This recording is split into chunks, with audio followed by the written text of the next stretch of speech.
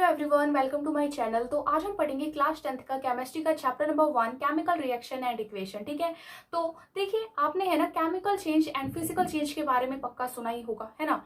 ये तो 7th 8th class में सबको पता रहता है। तो देखिए अगर भूल गए तो कोई बात नहीं, बहुत ईजी होता है। क्या होता है फिजिकल चेंज? मतलब अगर कोई सब्सटेंस कोई है तो उसकी फिजिकल प्रॉपर्टी चेंज हो जाती है। ठीक है, मतलब फिजिकल प्रॉपर्टी चेंज हो जाती है तो वो हो गया फिजिकल चेंज। और फिजिकल प्रॉपर्टी में जैसे स्टेट्स चेंज हो जाती है, ice to liquid, liquid to gas, है ना।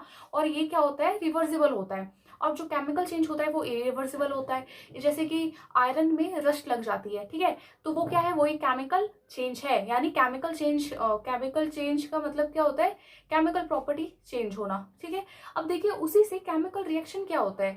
उसी तरह केमिकल रिएक्शन क्या है, केमिकल रिएक्शन भी एक प्रोसेस होता है जिसमें क्या होता है, कुछ दो या दो से अधिक सब्सटेंस क्या होते हैं, रिएक्ट करते हैं। एंड जो सब्सटेंस फॉर्म होता है उसकी प्रॉपर्टीज क्या होती है, उन रिएक्टेंट्स से बिल्कुल अलग होती है। वो होता है केमिकल रिएक्शन। आपको आ गया समझ में? अब इसको हम पढ़ते हैं। Chemical reaction are the process in which new substance with new properties are form. Chemical reaction वो प्रोसेस है जिसमें नए सब्सटेंस फॉर्म होते हैं विद न्यू प्रॉपर्टीज के साथ। मतलब नए सब्सटेंस जो फॉर्म होते हैं उनकी प्रॉपर्टीज बिल्कुल अलग होती है। जैसे A+B है, कोई सब्सटेंस रिएक्ट कर गए, अब क्या फॉर्म हुआ, AB फॉर्म हुआ। अब इसकी प्रॉपर्टी बहुत अलग है। इसका प्रॉपर्टी इस जो मतलब जो AB है इसकी प्रॉपर्टी इससे बहुत अलग है। तो ये क्या हो गया, ये केमिकल रिएक्शन है। अब देखिए केमिकल रिएक्शन में क्या होता है, केमिकल चेंज होता है। आपको तो पता ही होगा, chemical reaction involve chemical changes during a chemical reaction. Only rearrangement of atoms takes place between the reacting substance to form new properties having entirely different properties। तो जब भी कोई केमिकल रिएक्शन होता है तो जो न्यू सब्सटेंस फॉर्म होता है ना, उसमें क्या होता है, जो नए सब्सटेंस फॉर्म होते हैं। जैसे कि आप एग्जांपल लीजिए, पहले आपने जैसे कुछ जैसे हाइड्रोजन है एंड कोई सब्सटेंस रिएक्ट कर गए। अब जो प्रोडक्ट फॉर्म होता है, ऐसा नहीं होगा कि आपने हाइड्रोजन इस साइड लिया है तो उधर जाके वो कार्बन बन जाएगा, ऐसा नहीं होगा। सिर्फ जो एटम्स है वो रीअरेंज होंगे। ठीक है, ऐसा जो एलिमेंट है, जो हमने एलिमेंट जो लिया है हाइड्रोजन, ऐसा नहीं वो प्रोडक्ट में जाएगा, जब प्रोडक्ट फॉर्म होगा तो वो कार्बन बन जाएगा। हमने हाइड्रोजन लिया तो हाइड्रोजन ही होगा, लेकिन बस एटम्स रीअरेंज हो जाएंगे एक फॉर्म में। ठीक है, तो यही होता है जब भी कोई केमिकल रिएक्शन होता है, सिर्फ एक रीअरेंजमेंट होता है एटम्स का takes place between the reacting substance to form new properties having जिसकी एंटायरली डिफरेंट प्रॉपर्टीज, जिसकी जो डिफरेंट प्रॉपर्टी होती है। ठीक है, जैसे कि मैग्नीशियम प्लस, जैसे मैग्नीशियम है रिएक्ट करता है ऑक्सीजन के साथ, मैग्नीशियम ऑक्साइड बनता है। हाइड्रोजन रिएक्ट करता है ऑक्सीजन के साथ, क्या फॉर्म होता है, वाटर फॉर्म होता है। तो ये सब क्या है, ये सब है केमिकल रिएक्शन। ठीक है, अब देखिए, ठीक है, तो देखिए केमिकल इक्वेशन क्या होता है। अगर कोई केमिकल रिएक्शन है, ठीक है, जैसे कि यहाँ पे जैसे यहाँ पे रिएक्ट हो रहे हैं जिंक सल्फ्यूरिक एसिड, तो क्या फॉर्म हुआ, जिंक सल्फेट और हाइड्रोजन। ये एक केमिकल रिएक्शन है, लेकिन ये है ना एक केमिकल इक्वेशन, हम इसको नहीं बोलेंगे। ठीक है, ये क्या है, ये है वर्ड इक्वेशन की फॉर्म में। अब इसको केमिकल इक्वेशन की फॉर्म में हम कब बोलेंगे इक्वेशन, जब हम इसके सिंबल्स को, जो ये सब्सटेंस जो हमें दिया गिवन है, इसके सिंबल्स फॉर्मूले को यूज करेंगे उसके बाद। अब ये कैसे होगा, देखिए जैसे यहाँ पे जिंक है, जिंक की जगह इसका सिंबल है लिख देंगे। ठीक है, उसी तरह इसका क्या फॉर्मूला है, H2SO4। ठीक है, अब ये जब रिएक्ट करते हैं इनके जगह पे ये लिख देंगे और H2। तो ये जो है ना, ये जिसमें बॉक्स कर देती हूँ, ये है केमिकल इक्वेशन। मतलब वो मेथड जिसमें हम केमिकल रिएक्शन को, ये जो केमिकल रिएक्शन है इसको हम रिप्रेजेंट कैसे कर रहे हैं, इक्वेशन, मतलब रिप्रेजेंट कैसे कर रहे हैं इक्वेशन की फॉर्म में। मतलब कि उसके सिंबल्स को, उसके फॉर्मूले को हम यूज कर रहे हैं। अब इसमें क्या मतलब, आप सोचोगे इसमें क्या फायदा है, इसमें ये फायदा है कि इसमें टाइम आप देखो बहुत कम टाइम लगता है ना। तो इसमें बहुत अच्छा है ये आपको, नहीं तो अगर आप रिएक्शन लिख रहे हो तो इसमें बहुत टाइम लग जाएगा, और ये आप तुरंत लिख सकते हो। तो केमिकल इक्वेशन क्या होता है, द मेथड ऑफ रिप्रेजेंटेटिंग, वो मेथड जिसमें हम रिप्रेजेंट करते हैं केमिकल रिएक्शन को, किसकी मदद से, सिंबल्स की मदद से, फॉर्मूले की मदद से, जो सब्सटेंस के है उस रिएक्शन में। In it is known as chemical equation. तो इसमें क्या इंपॉर्टेंट है, आपको है ना जो सिंबल्स है, जो फॉर्मूले है, आपको वो समझना पड़ेगा। ठीक है, अब रट्टा नहीं मारिएगा, वो है ना आपको आएगा समझ में, बस आपको बहुत मतलब लगातार उसको देखते रहोगे तो आ जाएगा क्लियर। और फॉर्मूले कैसे बनाते हैं वो भी मतलब जो 9th क्लास में सीखा ही होगा, तो ये आपको सीखना है। उसके लिए पहले ये आपको जानना है कि सिंबल्स फॉर्मूले क्या क्या होते हैं, तो ये बहुत आसान हो जाएगा। तो ये होता है केमिकल इक्वेशन, ठीक है। तो अब जैसे देखिए हम और एग्जांपल्स ले लेते हैं, जैसे कि हाइड्रोजन और ऑक्सीजन रिएक्ट करके वाटर फॉर्म होते हैं, तो उनको हम केमिकल इक्वेशन की फॉर्म में लिखेंगे, ठीक है। तो हाइड्रोजन का क्या है फॉर्मूला H2, ऑक्सीजन का O2, रिएक्ट करके वाटर फॉर्म होते थे H2O, ठीक है। तो ये भी एक केमिकल इक्वेशन है, मतलब हमने सिंबल्स और फॉर्मूले को यूज किया तो वो हो गया केमिकल इक्वेशन। और ले सकते हैं जैसे कि मैग्नीशियम ऑक्सीजन था ना, तो मैग्नीशियम और ऑक्सीजन रिएक्ट करके मैग्नीशियम ऑक्साइड फॉर्म होते थे, तो ये है एक केमिकल इक्वेशन।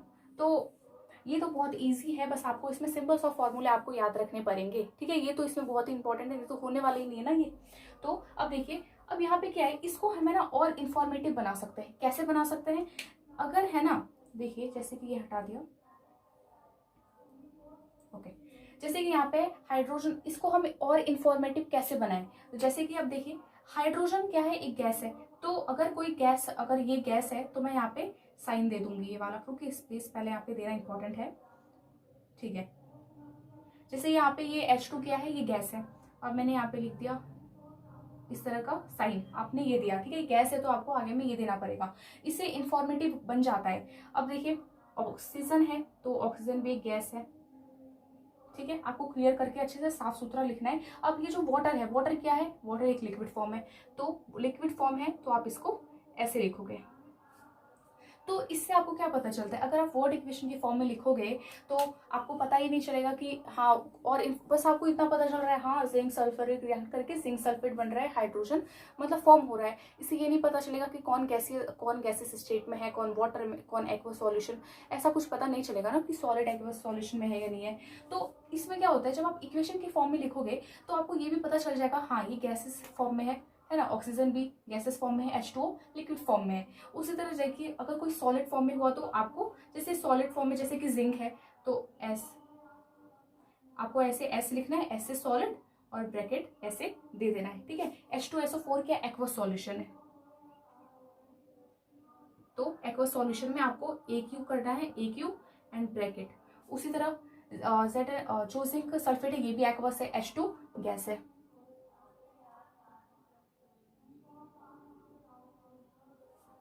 तो इससे क्या होता है कि जो आपका जो आप जो केमिकल इक्वेशन लिख रहे हो, ये तो आपका टाइम भी कम बचेगा और इंफॉर्मेटिव भी हो जाएगा। इससे आपको उसके अलावा जो रिएक्शन है उसके अलावा भी बहुत कुछ पता चल रहा है, तो इसलिए है ना ये बहुत इंपॉर्टेंट है, ठीक है। अब अनबैलेंस केमिकल इक्वेशन और बैलेंस केमिकल इक्वेशन क्या होता है, देखिए बैलेंस्ड केमिकल इक्वेशन क्या होता है सबसे पहले समझते हैं, बहुत ईजी है।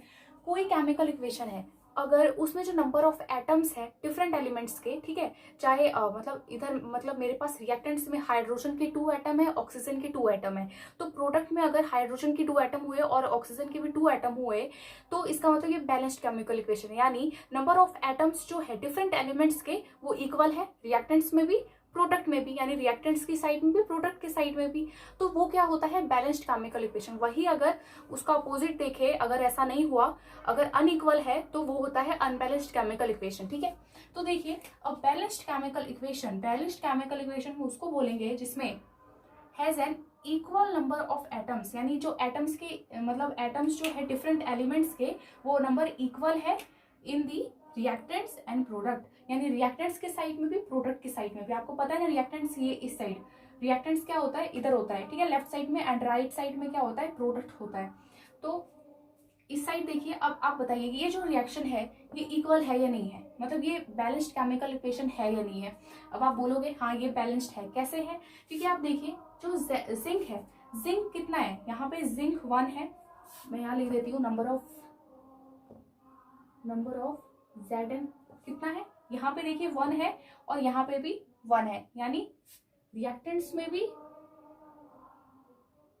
एंड इधर प्रोडक्ट, तो रिएक्टेंट्स में भी 1 है और प्रोडक्ट में भी 1 है। उसी तरह हाइड्रोजन है, हाइड्रोजन का रिएक्टेंट्स में 2 एटम है और यहाँ पे 2 एटम है, तो नंबर ऑफ H2 2, रिएक्टेंट्स में, 2 प्रोडक्ट में। तो यहाँ पे देखिए SO4 जो सल्फर है, अब यहाँ पे देखो एटम है सल्फर का यहाँ पे एक एटम है और यहाँ पे भी एक एटम है प्रोडक्ट की साइड में। तो नंबर ऑफ सल्फर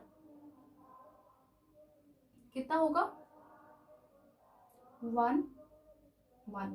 और ऑक्सीजन का देखिए नंबर ऑफ O2, यहाँ पे 4, देखो रिएक्टेंट्स में भी 4 ऑक्सीजन के एटम्स है एंड प्रोडक्ट में भी 4 है, तो 4 4।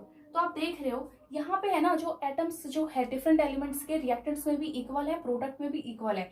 इसका मतलब ये बैलेंस्ड केमिकल इक्वेशन है, इसका मतलब ये बैलेंस्ड केमिकल इक्वेशन है ये वाला, ठीक है। उसी तरह आप देखिए जैसे यहाँ पे अनबैलेंस्ड केमिकल इक्वेशन, यानी अनबैलेंस्ड केमिकल इक्वेशन क्या होता है, जिसमें अनइक्वल नंबर होता है एटम्स का, जो डिफरेंट एलिमेंट्स के होते हैं ना, रिएक्टेंट्स की साइड में प्रोडक्ट की साइड में अलग होता है, डिफरेंट होता है। जैसे कि आप देखिए आपने पहले एग्जाम्पल अभी हमने पहले लिया था हाइड्रोजन ऑक्सीजन क्या फॉर्म होता है H2O।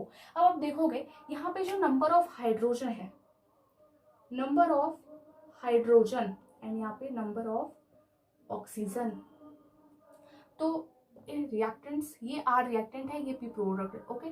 तो यहाँ पे देखिए हाइड्रोजन का 2 एटम है, ओके, हाइड्रोजन का 2 एटम है एंड यहाँ पे हाइड्रोजन का 2 एटम है, ठीक है, ये दो इक्वल। अब यहाँ ऑक्सीजन का 2 इक्वल, यहाँ पे ऑक्सीजन 2 है रिएक्टेंट्स की साइड में एंड प्रोडक्ट की साइड में 1 है।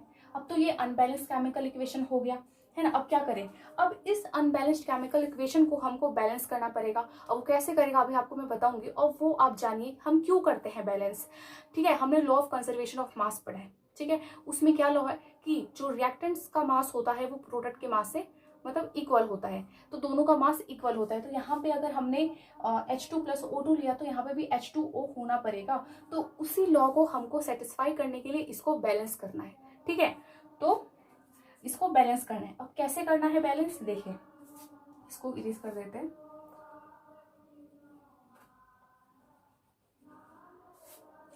जैसे यहाँ पे देखिए H2 है, O2 है, फॉर्म हुआ H2O। तो आप देखिए यहाँ पे है ना हाइड्रोजन का 2 एटम है, यहाँ पे भी 2 एटम है और यहाँ पे ऑक्सीजन का 2 एटम है एंड यहाँ पे 1 है। तो हम क्या करेंगे, हिट एंड ट्रायल मेथड वैसे यूज किया जाता है तो वही यूज होता है। तो अब देखिए यहाँ पे आप सोचो अगर मैं इसको 2 से मल्टीप्लाई कर दूं, अगर मैं इसको 2 से मल्टीप्लाई कर दूं तो यहाँ पे है ना हाइड्रोजन का 4 एटम हो जाएगा, ये तो आप देख रहे हो, लेकिन ऑक्सीजन का यहाँ पे 2 एटम हो जाएगा, है ना, ऑक्सीजन का यहाँ पे 2 एटम हो जाएगा।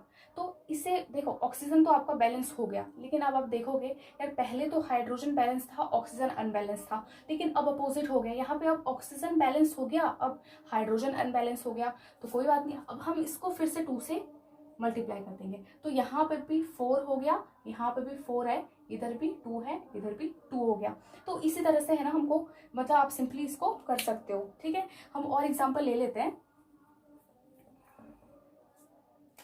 जैसे कि मैग्नीशियम और oxygen to form magnesium oxide. अब यहाँ पे मैग्नीशियम का 1 एटम है, आपको दिख रहा है, यहाँ पे मैग्नीशियम का 1 एटम, लेकिन ऑक्सीजन का यहाँ पे 2 एटम है और यहाँ पे 1 एटम है। तो हम क्या करेंगे, इसको 2 से मल्टीप्लाई करेंगे, इसी तरह आपको करना है, ठीक है। तो आप इसको 2 से ऐसे मल्टीप्लाई कर दीजिए, तो आप देखोगे ऑक्सीजन का आपका 2 हो गया, ऑक्सीजन यानी आपका बैलेंस हो चुका है। अब आप मैग्नीशियम को बैलेंस कर दो, यहाँ पे 2 लिख दो, तो ये भी आपका बैलेंस हो गया। तो इसी तरह है ना आपको बैलेंस करना पड़ेगा, ठीक है।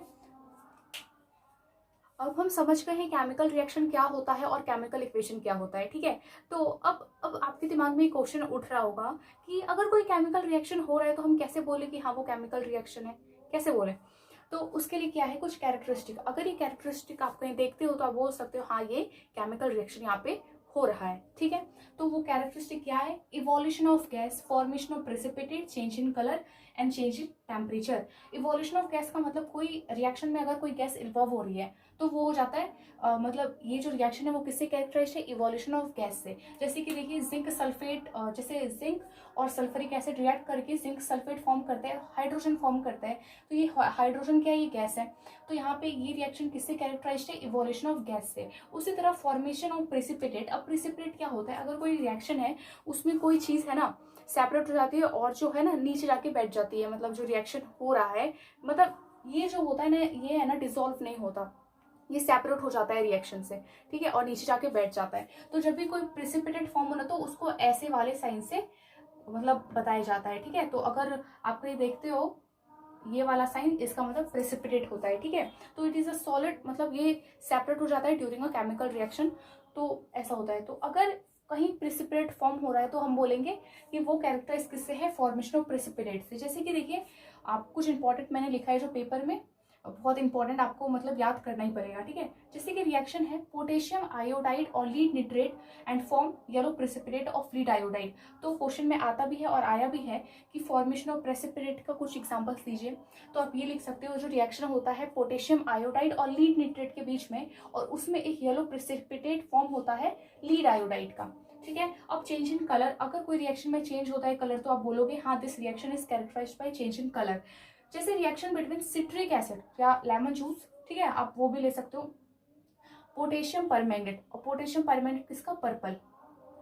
तो इस characterised by change in colour, purple to colourless. तो जब सिट्रिक एसिड और पर्पल दोनों रिएक्ट करेंगे, मतलब जो पोटेशियम परमैंगनेट है पर्पल कलर का, दोनों रिएक्ट करेंगे तो जो पर्पल कलर है वो कलरलेस में मतलब बदल जाएगा। तो यहाँ पे क्या हो रहा है, चेंज इन कलर हो रहा है। तो आप ये बोलोगे ये जो रिएक्शन है ये किससे कैरेक्टराइज है, चेंज इन कलर से। अब देखिए चेंज इन टेम्परेचर, तो reaction between quick lime and water is characterised by change in temperature which is rise in temperature. तो अब देखिए क्विक लाइम जो है ना, क्विक लाइम को हम लोग कैल्शियम ऑक्साइड कहते हैं, ये बहुत इंपॉर्टेंट है, आपको नाम याद रखना है। क्विक लाइम हम किसको बोलते हैं, कैल्शियम ऑक्साइड को, कैल्शियम ऑक्साइड, कैल्शियम ऑक्साइड, ठीक है। और देखिए जो रिएक्शन होता है क्विक लाइम और वाटर के बीच में, तो क्या वो कैरेक्टराइज्ड है चेंज इन टेम्परेचर से विच इज राइज इन टेम्परेचर। मतलब जब ये दोनों रिएक्ट करते हैं तो बहुत हीट, मतलब जो टेम्परेचर है जो रिएक्शन का वो बहुत हाई हो जाता है। और वैसे भी जब क्विक लाइम और वाटर रिएक्ट करते हैं ना प्लस H2O, तो सिल्क लाइम फॉर्म होता है, सिल्क लाइम, इसको मैं लिख देती हूँ, सिल्क लाइम है ना फॉर्म होता है, और इसको हमें ना कैल्शियम ऑक्साइड बोलते हैं। ये भी बहुत इंपॉर्टेंट है, ये भी आपको याद रखना है, ठीक है। तो आप इसको नोट डाउन जरूर करें। तो अब देखिए एक्सोथर्मिक रिएक्शन और एंडोथर्मिक रिएक्शन क्या होता है। देखिए एक्सोथर्मिक रिएक्शन और एंडोथर्मिक रिएक्शन में कंफ्यूज नहीं होना है। एक्सो का मतलब, देखिए एक्सोथर्मिक का मतलब वो रिएक्शन जिसमें है ना हीट इवॉल्व हुई, हीट प्रोड्यूस हुई, तो वो होता है एक्सोथर्मिक रिएक्शन, मतलब वो होता है एक्सोथर्मिक रिएक्शन, ठीक है। जैसे कि देखिए दोस रिएक्शन, वो सारे रिएक्शन जिसमें हीट जो होती है इवॉल्व होती है उसको हम कहते हैं एक्सोथर्मिक रिएक्शन, ठीक है। तो उसको हम बोलते हैं एक्सोथर्मिक रिएक्शन। जैसे कि देखिए एग्जांपल, कार्बन ऑक्सीजन, जब कार्बन ऑक्सीजन दोनों रिएक्ट करते हैं तो क्या फॉर्म होता है, कार्बन डाइऑक्साइड प्लस हीट, या फिर आप यहाँ पे एनर्जी भी लिख सकते हो, ठीक है। तो ये क्या है, और याद रखिए एक्सोथर्मिक में है ना हमेशा है ना राइट हैंड साइड में, मतलब इस साइड में लिखा जाता है हीट या एनर्जी जो भी, और एंडोथर्मिक में है ना इस साइड नहीं लिखा जाता। क्यों नहीं लिखा जाता वो देखिए, इससे पहले एक्सोथर्मिक रिएक्शन वो सारे रिएक्शन जिसमें मतलब जितने भी कंबशन रिएक्शन है ना वो सब क्या है, वो सब है exothermic reaction. All the combustion reaction are called exothermic reaction. अब देखिए those reaction in which heat is absorb, वो रिएक्शन जिसमें हीट जो होती है वो एब्सॉर्ब हो जाती है उसको कहते हैं एंडोथर्मिक रिएक्शन। जैसे कि नाइट्रोजन ऑक्सीजन और हीट, जब ये तीनों मतलब नाइट्रोजन ऑक्सीजन और हीट, यहाँ पे आप देख रहे हो कि हीट जो है, हीट इस साइड है और हीट इसमें एब्सॉर्ब हो रही है, यानी हीट इन सब में शामिल होके नाइट्रोजन मोनोऑक्साइड बनता है, ठीक है, नाइट्रोजन मोनोऑक्साइड बनता है, यानी heat is absorbed in this reaction. तो ये क्या है, एंडोथर्मिक। अब देखिए याद करिए फोटोसिंथेसिस, फोटोसिंथेसिस क्या है, आपने देखा होगा, आपने सुना पढ़ा होगा कि क्लोरोफिल क्या करती है, जो हीट हो, जो सनलाइट एनर्जी होती है क्लोरोफिल इसको मतलब रख लेते, मतलब एब्सॉर्ब करती है ना, उसको एब्सॉर्ब करती है क्लोरोफिल, तब जाके फोटोसिंथेसिस का प्रोसेस ये सब होता है। तो वहां पे वो प्रोसेस, इसीलिए वो प्रोसेस है ना फोटोसिंथेसिस का एंडोथर्मिक में आता है क्योंकि उसमें हीट एब्सॉर्ब होता है। और अब देखिए एक्सोथर्मिक, रिस्पायरेशन जो प्रोसेस होता है, रिस्पायरेशन प्रोसेस क्या है, एक एक्सोथर्मिक है, वहां पे जो होता है ना एनर्जी रिलीज होती है, तो वो होता है एक्सोथर्मिक रिएक्शन। और ये यहाँ पे है ना फोटोसिंथेसिस भी आ सकता है। तो आप देखिए इसको नोट डाउन जरूर करें, इसलिए ना एक्सोथर्मिक और एंडोथर्मिक में बिल्कुल कंफ्यूज नहीं होना। एक्सो का मतलब होगा आप बस समझ जाओ हीट, और एंडो में है ना हीट हमेशा लेफ्ट हैंड साइड में लिखा जाएगा रिएक्टेंट्स के साथ, एंड एक्सो में प्रोडक्ट के साथ लिखा जाएगा, ठीक है।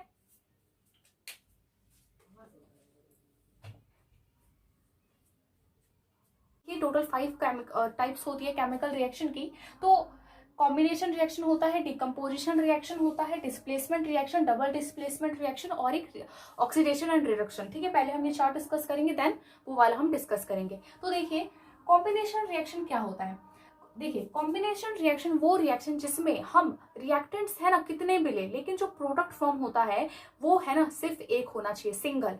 ओके, तो 2 और more reactants combine to form a single product, 2 हो या 2 से ज्यादा रिएक्टेंट्स हो, कंबाइन होके एक सिंगल प्रोडक्ट ही फॉर्म होना चाहिए। जैसे कि अगर आप देखिए, अगर मैंने A plus B plus C plus D लिया, अब ये क्या होता है, रिएक्ट होने के बाद ABCD एक सिंगल प्रोडक्ट बना, है ना। तो ये क्या है, ये कॉम्बिनेशन रिएक्शन है। आप रिएक्टेंट्स कितने भी लो, लेकिन जो प्रोडक्ट फॉर्म होगा वो एक सिंगल होगा। अब एक अच्छा सा एग्जांपल लेते हैं, जैसे कि हाइड्रोजन और ऑक्सीजन क्या फॉर्म होता है, वाटर, H2O।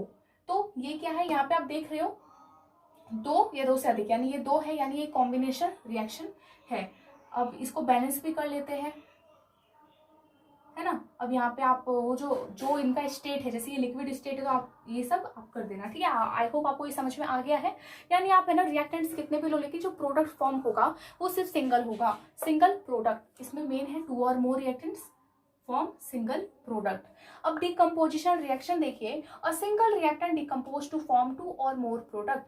तो ये है ना जस्ट अपोजिट है डिकम्पोजिशन रिएक्शन से, सॉरी कॉम्बिनेशन रिएक्शन से। इसमें क्या होता है, आप है ना कोई भी आप एक सिंगल रिएक्टेंट लेना है आपको, ठीक है, सिंगल, जैसे कि ए बी है, इसको है ना आप है ना डिकम्पोज करोगे, 2 और मोर प्रोडक्ट होने चाहिए। यानी एक सिंगल रिएक्टेंट को आप डिकम्पोज करोगे, ब्रेक करोगे टू फॉर्म, मतलब उनका जो प्रोडक्ट होगा वो 2 होगा या 2 से अधिक होगा। जैसे कि यहाँ पे ए बी है, आप इसको ब्रेक करते हो, मतलब हीट से कर सकते हो आप, इलेक्ट्रिसिटी और लाइट से होता है, इन 3 चीजों से होता है। तो जैसे मैंने हीट अभी दिया, तो क्या होता है, ए प्लस बी अलग हो जाता है। तो ये क्या होता है, ये होता है डिकम्पोजिशन रिएक्शन, ठीक है। अब देखिए, तो जैसे देखिए मैंने लिया कैल्शियम कार्बोनेट, ठीक है, कैल्शियम कार्बोनेट, इसको हटा देते हैं।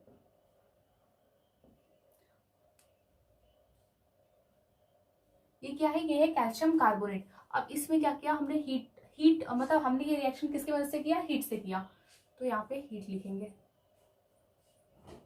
अब इसको ये जब ब्रेक डाउन होगा तो प्रोडक्ट में क्या फॉर्म होगा,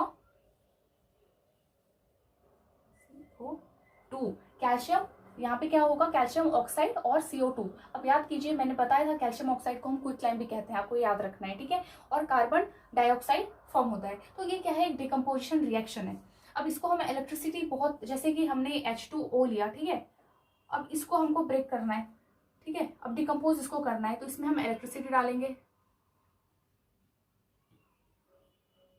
अब क्या होगा, H2 प्लस O2। तो ये हमने क्या किया, ये कैरिड आउट बाय हीट, ये कैरिड आउट बाय इलेक्ट्रिसिटी। उसी तरह लाइट का भी होता है। अब देखिए डिस्प्लेसमेंट रिएक्शन क्या होता है, a more reactive element displace a less reactive element for its compound. अब आप समझिए क्या बोल रहा है ये, एक है ना ज्यादा, एक मतलब एक ज्यादा रिएक्टिव एलिमेंट है ना, कोई दूसरे एलिमेंट की जगह को डिस्प्लेस कर रहा है, उसकी जगह वो ले रहा है और अपनी जगह वो भेज रहा है। क्यों ऐसा कर रहा है, क्योंकि उसका जो रिएक्टिव जो है ना वो ज्यादा रिएक्टिव है उस एलिमेंट से। अब देखिए एग्जांपल जैसे लेते हैं, Z प्लस CuSO4।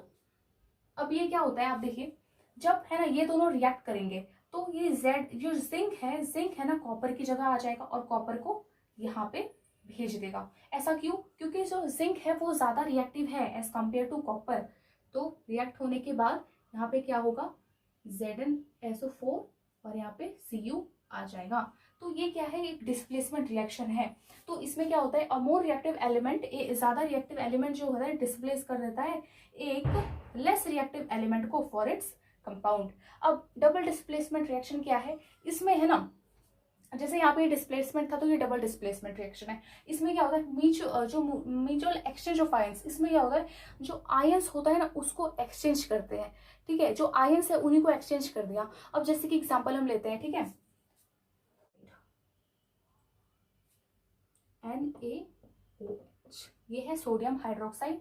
अब ये किसके साथ हमने इसको रिएक्ट करवाया, HCl। अब ये दोनों रिएक्ट करते हैं तो पता है क्या होता है, ये जो Na है ये क्या करता है, इससे रिएक्ट करता है, और ये जो H है ये ऐसे होता है, ठीक है। तो यहाँ पे क्या कर रहे हैं, ये है ना अपने आयंस को एक्सचेंज कर रहे हैं, तो यहाँ पे क्या हो जाएगा, NaCl एंड H2O। ओके, तो ये होता है डबल डिस्प्लेसमेंट। तो अब हम पढ़ेंगे ऑक्सीडेशन एंड रिडक्शन रिएक्शन क्या होता है। तो देखिए उससे पहले हम समझते हैं ऑक्सीडेशन क्या होता है, रिडक्शन क्या होता है। तो ऑक्सीडेशन, देखिए अगर हम कोई सब्सटेंस में हाइड्रोजन को रिमूव कर दे, हाइड्रोजन को हम निकाल दें तो ऑक्सीडेशन होगा। एक तो ये बात हो गई। अगर हम कोई सब्सटेंस में ऑक्सीजन को ऐड कर ले तो क्या होगा, ऑक्सीडेशन होगा। यानी आप समझ गए ऑक्सीडेशन कहाँ हो रहा है, अगर हम कोई सब्सटेंस में हाइड्रोजन को रिमूव कर दे फिर भी ऑक्सीडेशन होगा, अगर हम ऑक्सीजन को ऐड कर ले फिर भी ऑक्सीडेशन होगा, ठीक है। So the remove of hydrogen, यानी हाइड्रोजन को रिमूव किया टू अ सब्सटेंस, क्या हुआ, oxidation. The addition of O2 to a substance, क्या हुआ, ऑक्सीडेशन। तो दोनों में आपको है ना, ये जो ऑक्सीडेशन रिडक्शन है आपको दोनों में ना याद रखना है, हाइड्रोजन ऑक्सीजन। और अगर दोनों में से एक याद हो जाए ना तो दूसरा अपने आप याद हो जाएगा। जैसे यहाँ पे क्या है, रिमूव ऑफ हाइड्रोजन है, ठीक है, यहाँ पे है रिमूव ऑफ हाइड्रोजन। अब यहाँ पे क्या है, रिमूव ऑफ ऑक्सीजन, दोनों अपोजिट है। यहाँ पे क्या हुआ, the removal of oxygen from a substance, हम उसको क्या बोलेंगे, रिडक्शन। और यहाँ पे द एडिशन ऑफ ऑक्सीजन है, इसका अपोजिट हो गया एडिशन ऑफ हाइड्रोजन तो टू अ सब्सटेंस। तो ये एक दूसरे का अपोजिट है, आप एक याद करोगे तो दूसरा याद हो जाएगा, वैसे बहुत इजी है। अब देखिए रिडॉक्स रिएक्शन क्या होता है, ठीक है। So the oxidation and reduction reaction are called redox reaction. ये दोनों रिएक्शन अगर साथ साथ कहीं पे हो रहा है तो हम बोलेंगे हाँ रिडॉक्स रिएक्शन। सो अब मेन बात ये है, ठीक है, हमें पता चल गया रिडॉक्स रिएक्शन क्या होता है, एग्जाम्पल क्या है ना, क्योंकि एग्जाम्पल ही मेन होता है, समझना पड़ेगा। देखिए एग्जाम्पल भी ले लेते हैं। देखिए जैसे कि हमने लिया कॉपर ऑक्साइड, ठीक है, कॉपर ऑक्साइड। अब ये रिएक्ट किया हाइड्रोजन से तो प्रोडक्ट में क्या फॉर्म हुआ, सॉरी हाँ, प्रोडक्ट में फॉर्म हुआ कॉपर और H2O। देख रहे हो आप। अब आप यहाँ पे नोटिस करोगे, आप गौर से देखोगे तो आपको पता चलेगा कि यहाँ पे देखिए C, यहाँ पे क्या है, कॉपर ऑक्साइड है, यानी ऑक्सीजन है उसके पास। लेकिन जब ये प्रोडक्ट में गया तो क्या हुआ, जो ऑक्सीजन है रिमूव हो गया। तो यहाँ पे आप देख रहे हो रिमूवल ऑफ ऑक्सीजन हुआ, रिमूवल ऑफ ऑक्सीजन। तो आप इसको क्या बोलेंगे, रिमूवल ऑफ ऑक्सीजन को हम क्या बोलते हैं, रिडक्शन बोलते हैं,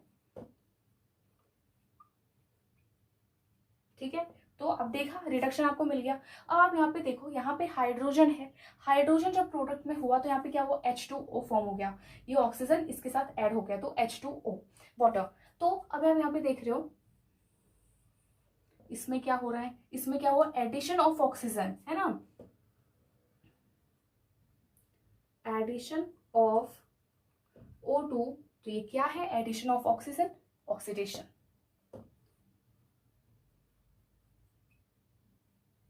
तो ये क्या है, ये एक रिडॉक्स रिएक्शन है। तो आपको एग्जांपल भी मिल गया और आपको समझ में भी आ गया। तो ऑक्सीडेशन क्या होता है, removal of hydrogen to a substance.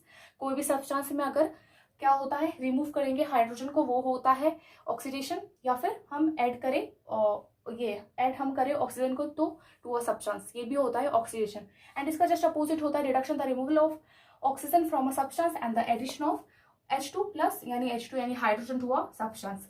And redox reaction क्या है, the oxidation and reduction reaction are called redox reaction. आपको एग्जांपल भी यहाँ पे पता चल गया है, ठीक है। तो अब हम देखेंगे ऑक्सीडेशन एंड रिडक्शन रिएक्शन जो है, इनके टू कॉमन इफेक्ट्स को हम देखेंगे, ठीक है।